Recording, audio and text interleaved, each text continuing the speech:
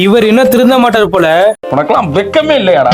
சோறு தானே திங்கிற. டிஎம்கேவோட பேச்சாளர் இல்ல ஆபாச பேச்சாளர் சிவாஜி கிருஷ்ணமூர்த்தி தளபதி விஜய படு மோசமா ஆபாசமா பேசியிருக்காரு. விஜய் கேக்குறேன், திரிசாப்ப நாங்க எதனா பண்ணிட்டோம்? உங்க வீட்டுக்காரை விட விஜய் தான் எனக்கு பிடிக்கும். போ பையனூர் பங்களாக்கு போ, பெரிய வீடு தான், நிறைய ரூம் இருக்குது.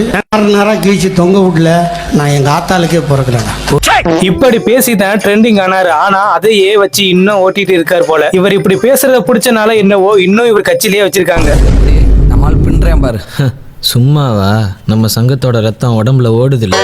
இவர் இப்படி பேசுறதுக்கு முன்னாடி கொஞ்சம் யோசிச்சுட்டு பேசியிருக்கலாம். விஜய் பிடிக்கும் எனக்கு. விஜய் தான் எனக்கு பிடிக்கும். போ பையனூர் பங்களாக்கு போ, பெரிய வீடு தான், நிறைய ரூம் இருக்குது.